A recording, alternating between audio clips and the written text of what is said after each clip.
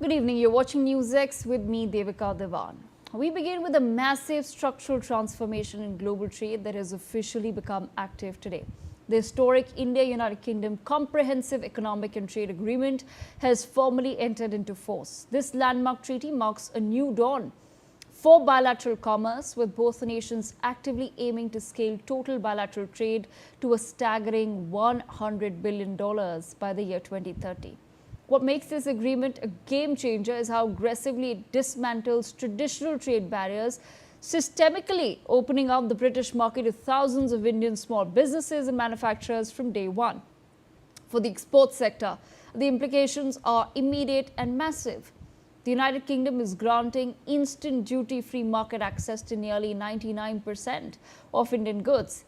This means core industrial sectors like Indian textiles, leather, footwear, and processed foods will see previous high import duties drop straight to zero. These eased guidelines allow our domestic manufacturers to share previous tax disadvantages and compete aggressively on a global level playing field. But the benefits extend far beyond physical cargo. An accompanying social security pact completely modernizes the professional landscape as well. In a monumental win for the tech sector, temporary Indian workers are now entirely exempt from paying dual national insurance and social security payouts while working in the United Kingdom. Over 75,000 corporate professionals will directly save massive capital under the new law, significantly cutting the cost of doing business abroad.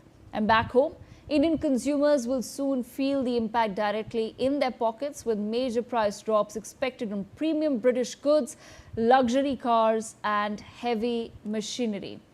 What does this truly mean for India, for the UK? We're going to take this conversation forward one by one. Let me begin first with Dr. Sharad Kohli. We also have with us Lord Rami Ranger, who's a UK parliamentarian, and Ambassador Pradeep Kapoor, former diplomat. But let me begin with Sharad on the economics of this.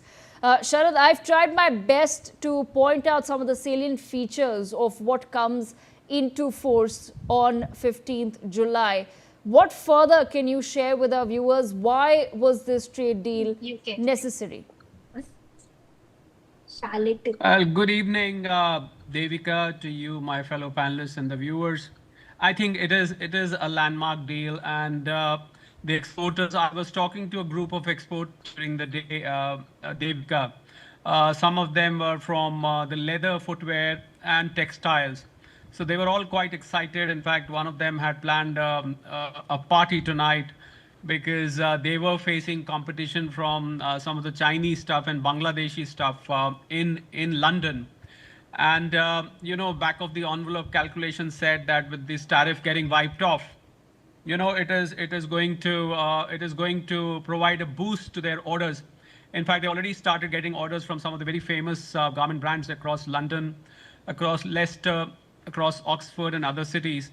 They have started getting inquiries, and the calculations say that their prices, their products, especially textiles and leather, they're going to get more pocket friendly for the UK people. And considering Devika, the situation in the United Kingdom as of now, that they are not going through a very happy time in terms of economy.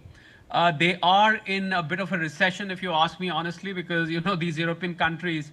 Me and my economic analysis team, we concluded that some of them are in recession, but there's this new trend to keep yourself just above the water by showing GDPs of 0.2 and 0.3.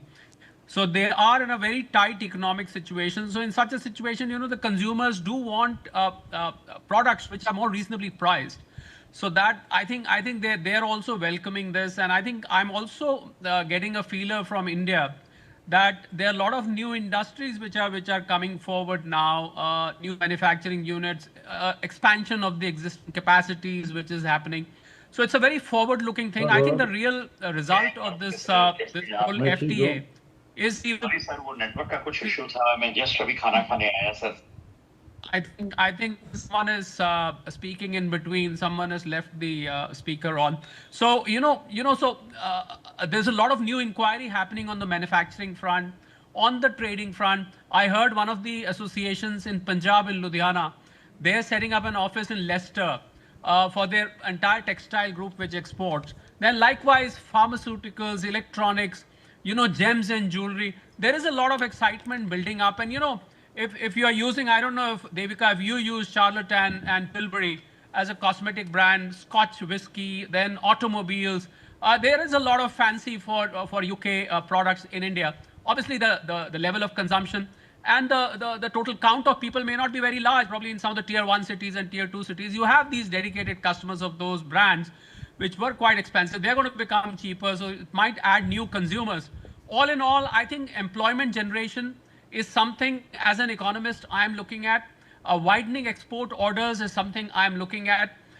Extensive usage of UK-based brands in India is what I'm looking at. And UK, by the way, UK desperately needs that.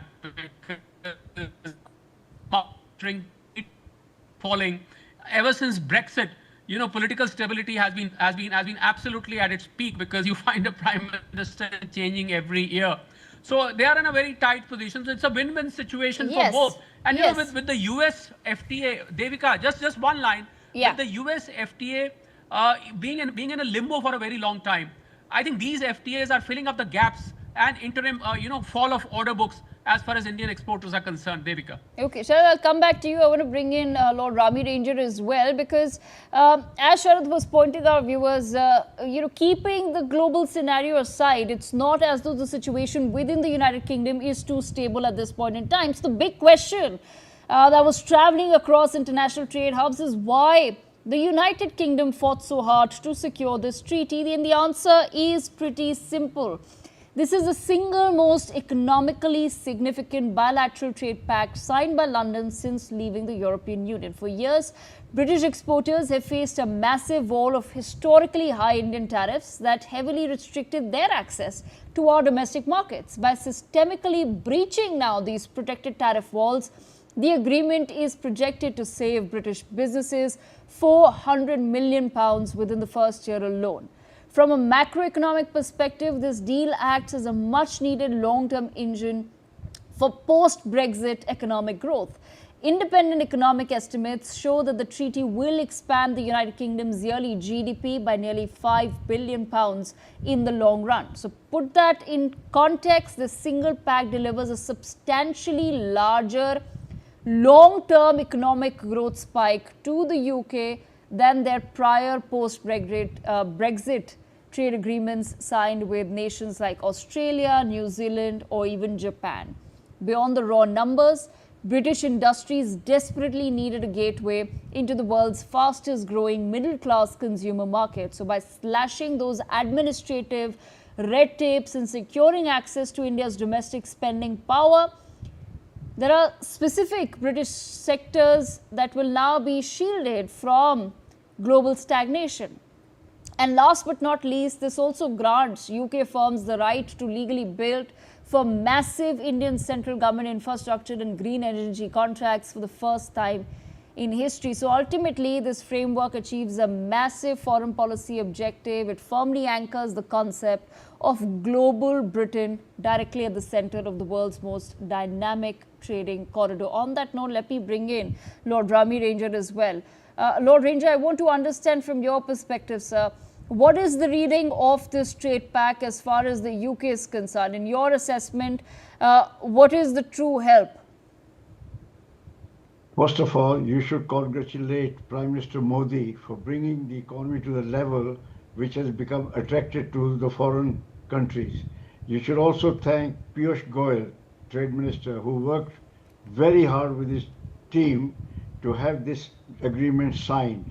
It wasn't easy because there's so many complications, so many ramifications that you have to protect the rights of Indian workers when they come. They don't want to be subject to double taxation or national insurance. But having said that, the deal is done. Now, whether we will be able to exploit the deal is up to the Indian and UK business people, that if they can see the potential, and then only they can deal. First of all, let me tell you, this is the mother of all trade deals. It is between number 4 and number 5th economy. Given the size of Indian market is huge, and given the rich market of United Kingdom, it is very lucrative and very attractive.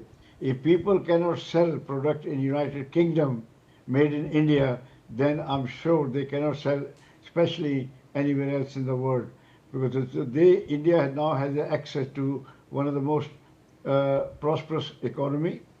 People have buying power, they want to buy everything, and India can now export things without any red tape, any duty, from pharmaceutical to textile to shoes to you name it. India it can send sanitary goods.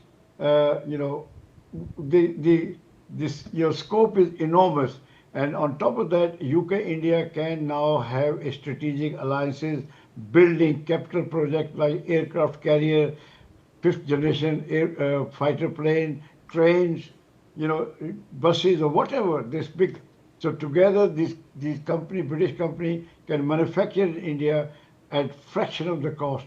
They should learn the experience from JCB, who started earth moving equipment factory, one factory. Today they have five, and they're exporting India made goods to 90 countries because they are now able to compete with China. Indian defense industry is expanding when the British defense industry is contracting. So together they can build such world-class defensive equipment which can be sold to other countries much easier, much cheaper. So, you know, Russia and China, we can have a tough time. We have already seen the scale of production which India can offer during the COVID pandemic, the amount of vaccine India produced, how poor countries were able to benefit from such products. So therefore, we now have an opportunity where we can come and we can export, but at the same time, you know, having a admission in the class is one thing, and then making the most of that class is another thing. So I appeal to both the business people that they have to link up with each other's strategic partners. They should really link up with, if you are manufacturing, let's say, steel pipe, you should now link up with somebody who's making steel pipe and offer him that I can make this product half the cost. So that is you can secure British jobs, because the Chinese will not be able to attack British industry as they used to. You can build cars much cheaper in India. India already has manufacturing capacity for most of the cars. You know, India is already making smartphone, television, radios, you name it. It's there, but little bit of imagination is needed, and we have to really come to United Kingdom, showcase our product. Exhibition is the key to success. Hidden talent is no talent. If you do not come, do not exhibit in United Kingdom, you will not be able to make the British people aware of the product and services you can offer and what benefit they bring to the table. So similarly, the British have to go to India and exhibit their product and services, you know, together. Such a big synergy. A country, small country, which is slightly ahead of us in a few years, and India, a huge market, growing at the speed of juggernaut, 8%. By plugging into Indian economy, they too can get out of sluggish growth. So I think with little bit of imagination, the government has done their job. Now it is up to us to make the most of this deal. It is the deal of a lifetime.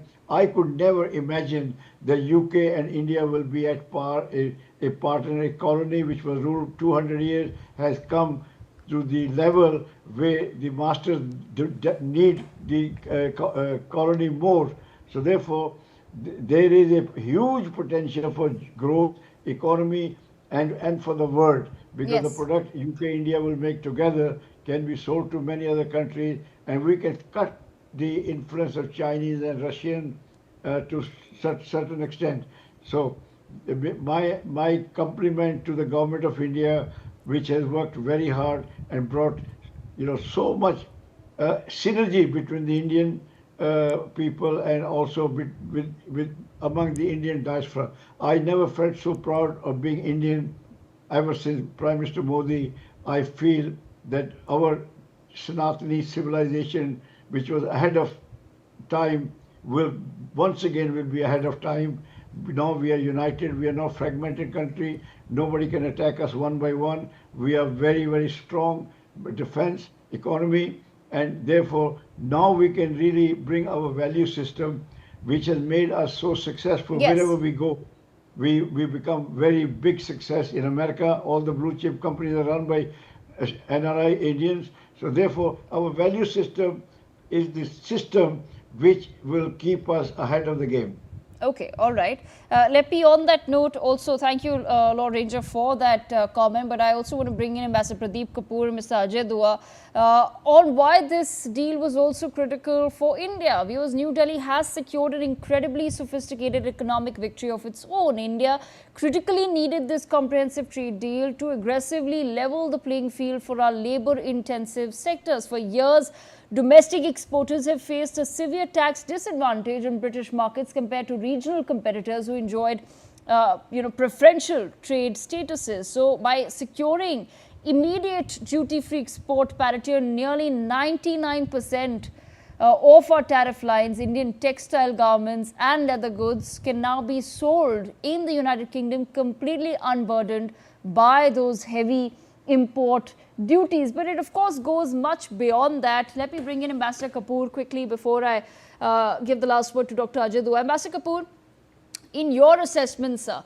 why is it also critical then for India to have this trade deal at this point in time, and how does this support India's capacity to leverage and deal with nations going forward? Because the way the world stands today, a lot of it boils down to business, it seems. Thank you, Devika. When I travel to India these days, like I'm currently in India for the next 2 days also, it amazes me at the pace at which India has moved. In the sense that when I go back to Washington, D.C., in terms of the digital financial infrastructure, Washington, D.C. seems like a decade behind India.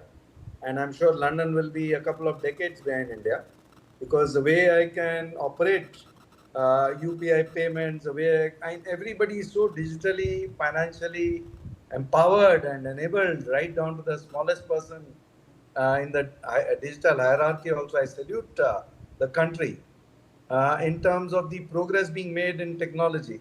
Now we have these plans for Viksit Bharat and Amrit Kal 2047, 100 years after independence. Now, British did leave a very sad legacy in India, in the sense they took away our talents, they impoverished us completely. Estimates vary between 36 trillion and a lot more as to the damage done to the Indian country, Indian industry, and Sanatani values. But it is again emerging.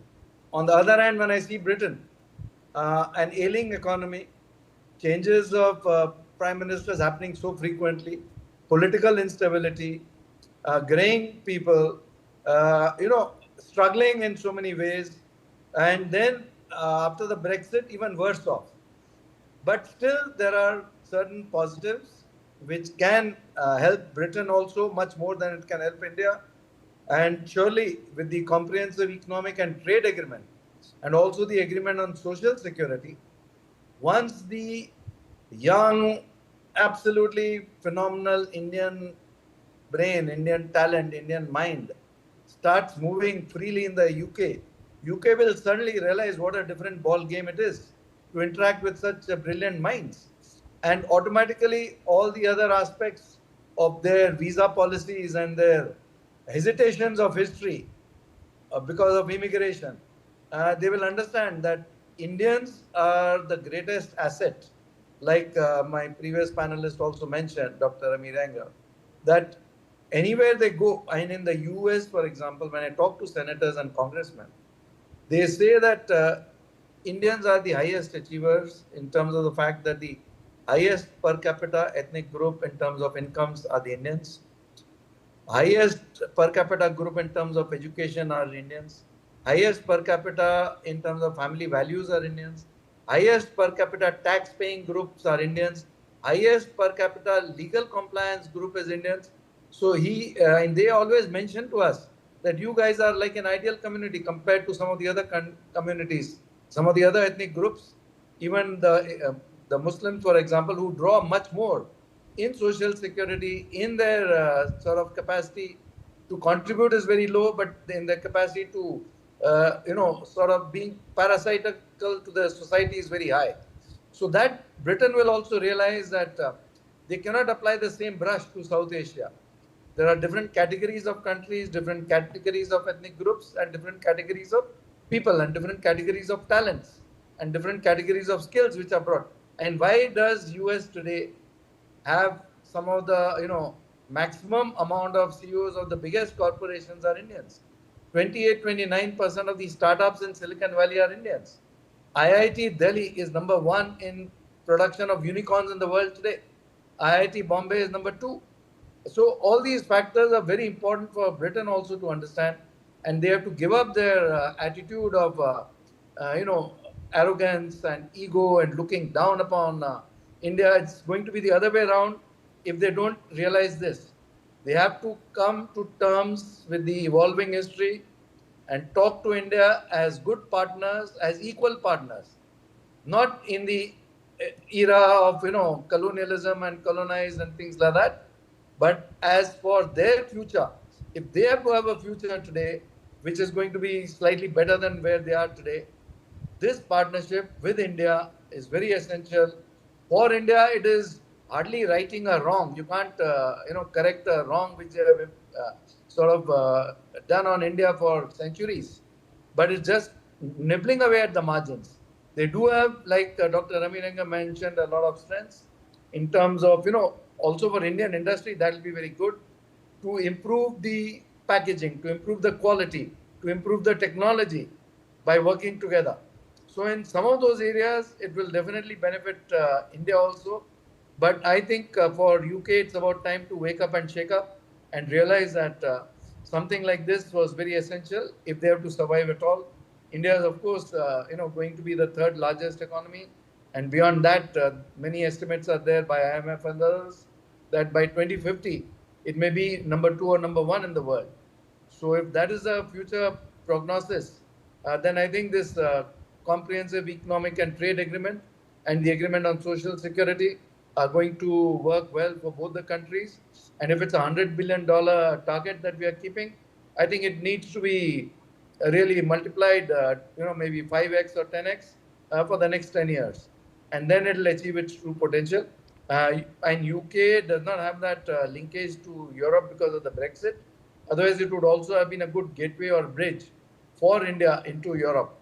But that is not going to happen with this. India, EU is separately on a agreement which is also being ratified and formalized, and completely the dots are being linked. The legal wedding is being done. So that will be another massive pillar for India. But I think there's a good agreement. I compliment both the governments. I compliment the Modi government particularly for having this capacity and vision to manage with this British sort of attitudes towards India and still go ahead and enter into this agreement and move ahead for the benefit of the citizens of both the countries. Thank you. Yes, absolutely. I leave the last word with Dr. Ajay Dua, who joins us on the broadcast as well. Dr. Dua, same question to you, sir. The historic trade deal comes into force very, very soon. What change can we expect now going forward? What are the opportunities that will open up for both Indians and the people of the UK? Thank you for having me in the discussion. I think I'm very confident that with 0% customs duty, the import duty on 99% of Indian products, we would see a surge in the merchandise export to the United Kingdom. Today, it's the 5th largest destination for our exports, and merchandise exports are exactly 1/2 of our exports, the other half being services. On one hand, merchandise exports should shoot up, particularly if the concerns about quality, time schedule, delivery, all those are taken, and those are given. If you want to be in the global trade, now you cannot be tardy any longer. You cannot be saying, I didn't get a ship, or you don't pack a good properly, it's not compliant with the local laws of that country which is importing it, etc. All that is given and must be done if you want to avail of the benefit. Second, the services There are 137 services, subsections which have been classified, of which one which is missing is only the legal one, that whether the lawyers of England can come and practice in the Indian courts. It's been allowed, but under very restrained conditions, not under this, by an agreement which negotiations for which lasted for years together, including in 2005-6, when I had gone to the UK to negotiate as a part of our other things, scheme of things. This clause was also there.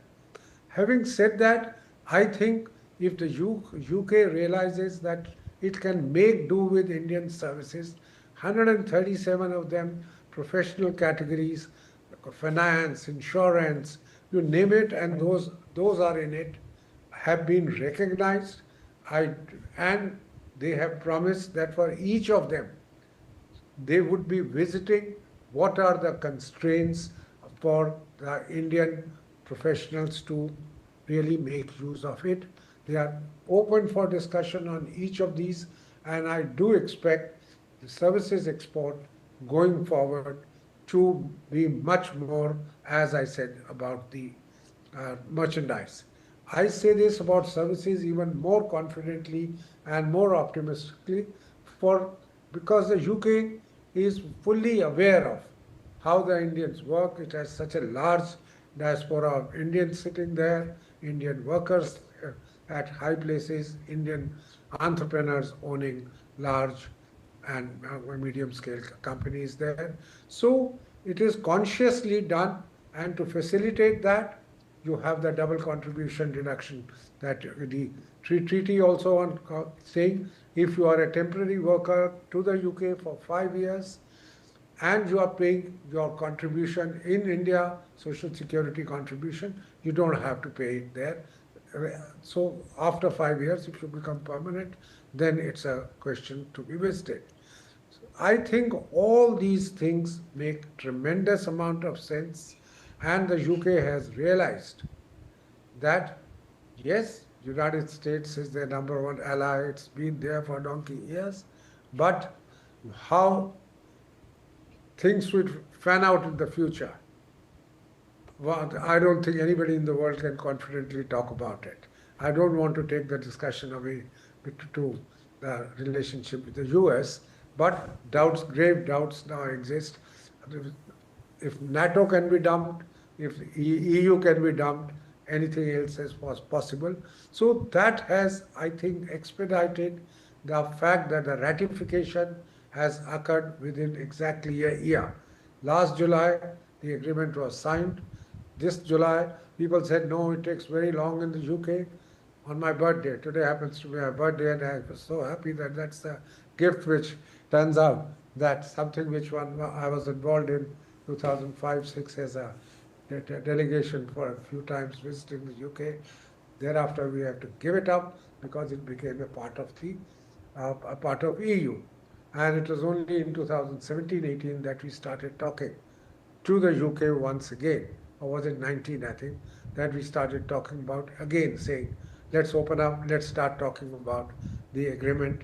And it's taken 5-6 years, but this can be a very good template for talking to others. Yes. Whether it's the multilateral level or bilateral, because we have made sure that the UK respects our red lines. That means agriculture, dairying, fisheries, all the labor-intensive items, we cannot be giving you access. For us, I'm repeating a cost of repetition, 43% of the country's population is in the farming sector, produces only 17% of the GDP. We cannot afford to harm that sector anymore and let that also face competition. So once the UK has realized this, I think it's the beginning. We might be able to even cut short we have bought from UK the time for reduction of our duties on their products. Yes. We have said it will be annual quotas. Gradually we'll do it because we want to protect the Indian industry. Fundamentally okay, but if the trade builds up and you know that certain Indian manufacturers are not able to stand up to greater open competition, maybe we may have to kind of take a larger picture, saying if the country benefits by lower cost imports, there better quality stuff coming, why wait for 10 years to reduce the duties from 110% on automobiles to 40%? We might do it quicker.